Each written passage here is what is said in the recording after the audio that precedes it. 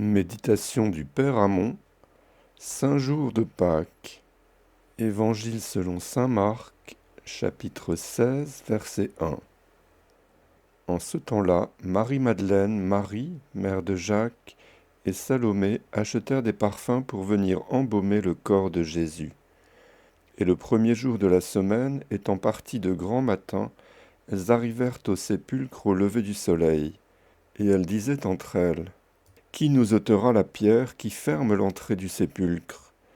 Mais en regardant, elles virent que cette pierre, qui était fort grande, avait été ôtée. Et en entrant dans le sépulcre, elles virent un jeune homme assis du côté droit, vêtu d'une robe blanche, et elles en furent effrayées. Mais il leur dit: Ne craignez point, vous cherchez Jésus de Nazareth, qui a été crucifié. Il est ressuscité, il n'est point ici. Voici le lieu où on l'avait mis. Allez dire à ses disciples et à Pierre qu'il s'en va devant vous en Galilée, c'est là que vous le verrez, selon qu'il vous l'a dit. Méditation pour le matin. Entrons ce matin dans tous les sentiments de la louange, de l'adoration et de l'amour envers Jésus ressuscité. Réjouissons-nous et tressaillons d'allégresse. Voici le jour que le Seigneur a fait, le jour de la victoire et du triomphe. Unissons-nous aux anges pour chanter gloire à Dieu. Alléluia. Premier point. La résurrection de Jésus-Christ est le triomphe de notre foi. Jésus-Christ est vraiment ressuscité. Les apôtres qui l'attestent et en ont scellé de leur sang leur témoignage n'ont pu se tromper, puisqu'ils ont conversé avec lui pendant 40 jours. Ils n'ont pas voulu nous tromper, puisque leurs plus chers intérêts en ce monde et en l'autre s'y opposaient, et que d'ailleurs Jésus-Christ, s'il ne fut pas ressuscité, ne devait plus être à leurs yeux qu'un imposteur, qui les avait joués en leur prédisant sa résurrection. Il n'aurait pas même pu nous tromper quand il l'aurait voulu, puisque les soldats romains préposés à la garde du sépulcre n'en auraient pas laissé enlever le corps. Il est donc bien certain, ô Seigneur Jésus, que vous êtes vraiment ressuscité. Il est donc bien certain, par conséquent, que vous êtes le grand Dieu tout-puissant, puisqu'un homme mort ne peut se ressusciter lui-même, et que Dieu seul, maître de la vie et de la mort, est capable d'un tel prodige. Ô sainte fête de Pâques, que vous m'êtes chère! La résurrection de mon Sauveur est pour moi la garantie de sa divinité, et par cela seul la garantie de toutes mes croyances. Car si Jésus-Christ est Dieu, sa religion est divine, l'Évangile qui est sa parole est divin, les sacrements qu'il a établis sont divins, l'Église qu'il a fondée est divine, et en la croyant je suis sûr de ne pas me tromper. En suivant ma foi, je marche donc à la suite d'un guide infaillible. Et en faisant les sacrifices qu'elle me demande, je sais que je ne perds pas ma peine et que Dieu me récompensera. En vain l'incrédule attaque ma croyance, en vain les nations frémissent, les Juifs crient au scandale et les gentils à la folie. Jésus-Christ ressuscité répond à tout, et il n'est point d'objection qui ne vienne se briser contre la pierre de son sépulcre. Quelle consolation, quel triomphe pour la foi, qui n'a besoin que de ce seul fait pour être hautement justifiée.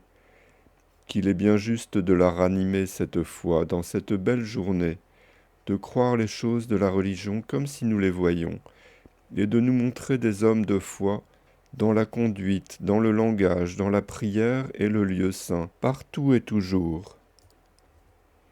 Second point, la résurrection de Jésus-Christ est le triomphe de notre espérance. L'homme qui ne vit que peu de temps ici-bas parmi beaucoup de misères a besoin d'espérer, mais qu'il se réjouisse aujourd'hui en chantant avec l'Église: Jésus-Christ, mon espérance, est ressuscité. La résurrection du Sauveur est pour nous le gage et l'assurance d'une résurrection semblable, qui nous dédommagera de toutes les peines de la vie. Jésus-Christ est le premier-né d'entre les morts, dit l'apôtre. Donc, après lui, les autres morts renaîtront aussi de leurs cendres.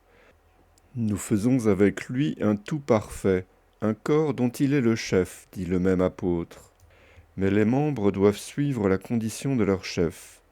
Qu'est-ce qu'un corps dont la tête serait d'un côté et les membres de l'autre? Serait-il convenable que l'Esprit Saint eût désigné sous la figure de la tête et des membres Jésus-Christ et les fidèles, s'ils devaient vivre ainsi disparates? Dès là que nous ne formons qu'un corps avec Jésus-Christ, sa résurrection entraîne la nôtre, comme la nôtre suppose la sienne. L'une tient essentiellement à l'autre. Si nous vous annonçons, dit saint Paul, que Jésus-Christ est ressuscité, comment peut-on dire qu'il n'y aura pas pour nous de résurrection? Dogme consolant qui fait le triomphe de notre espérance parmi les travaux et les souffrances de la vie. Car, si nous devons ressusciter comme Jésus-Christ, nos larmes seront donc changées en joie, nos peines en délices, notre pauvreté en abondance, notre confusion en gloire, notre mort en une vie éternelle.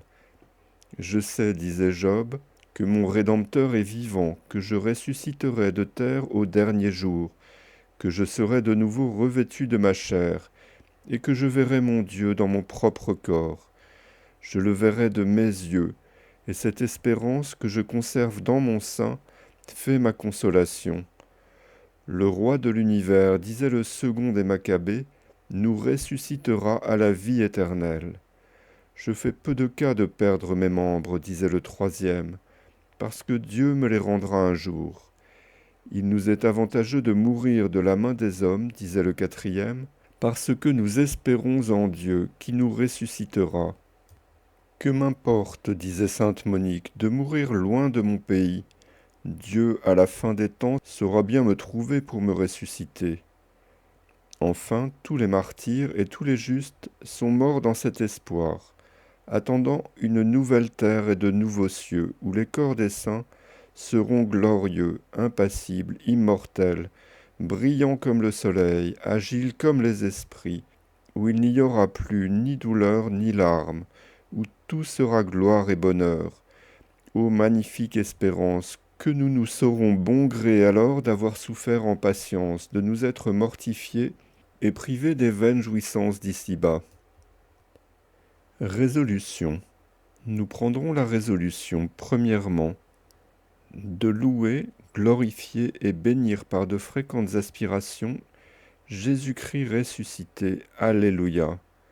Deuxièmement, de produire souvent des actes de foi à la divinité de Jésus-Christ, de sa religion et de son Église, ainsi que des actes d'espérance pour la vie future. Notre bouquet spirituel sera le cri de l'Église dans cette journée. Louange et amour à Jésus-Christ ressuscité.